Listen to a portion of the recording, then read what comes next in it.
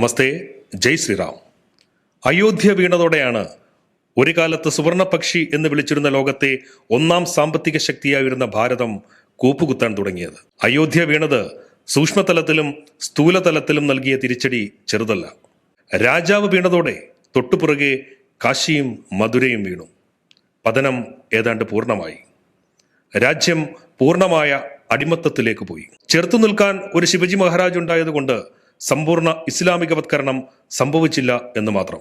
മഹാറാണ പ്രതാപ്, ലജിത് ഫോർഫുഖാൻ, ധർമ്മരാജ അങ്ങനെ മറ്റു പലരെയും മറക്കുന്നില്ല എങ്കിലും ശിവജി മഹാരാജിന്റെ പേര് എടുത്തു പറയേണ്ടതുണ്ട്. എന്തുകൊണ്ട് അയോധ്യ വീണു എന്നതൊരു ചോദ്യമാണ്. അതൊരു അന്തർധാനം കൂടിയാണ്. അനീതിയും തീണ്ടലുമൊക്കെ അരങ്ങുവാഴുന്നിടത്ത് രാമൻ വാഴില്ല.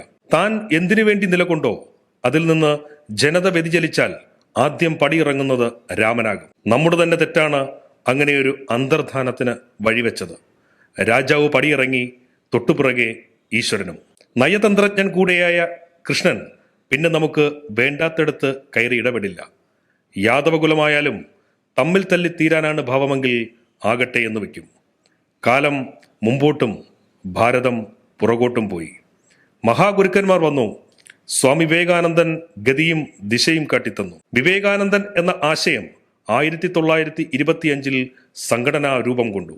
ജാതിയും സമ്പ്രദായങ്ങളും മഠങ്ങളുമായി വേർതിരിഞ്ഞു നിന്ന അരുവികൾ ഒരു മഹാനദിയായി ഒഴുകിത്തുടങ്ങി.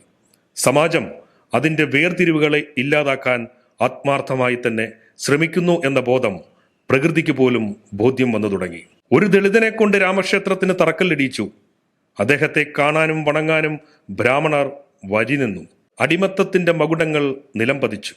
90-കൾക്ക് ശേഷം ഭാരതത്തിന് പുരോഗതി മാത്രമാണ് കൈവന്നത് എന്നതും മറ്റൊരു വശം. ഒടുവിൽ സകല തീണ്ടാപ്പാടുകളും മാറ്റി നിർത്തി ഒരു പിന്നോക്ക സമുദായക്കാരൻ മുഖ്യ യജമാനനായി പ്രതിഷ്ഠയും നടന്നു. മുമ്പ് സംഗീതജ്ഞരും കവികളും ഒക്കെയാണ് വലിയ ബഹുമാനം നേടിയതെങ്കിൽ ഇപ്പോൾ വിഗ്രഹം പണിഞ്ഞ ശില്പി നാഷണൽ ഹീറോയാണ്. നമ്മുടെ തെറ്റുകൾ നമ്മൾ തിരുത്തി തുടങ്ങിയപ്പോൾ രാമൻ തിരികെ എത്തി. 500 വർഷത്തെ പോരാട്ടം അടുത്ത 5000 വർഷത്തേക്കുള്ള പാഠമാകട്ടെ. ജയ് ശ്രീറാം.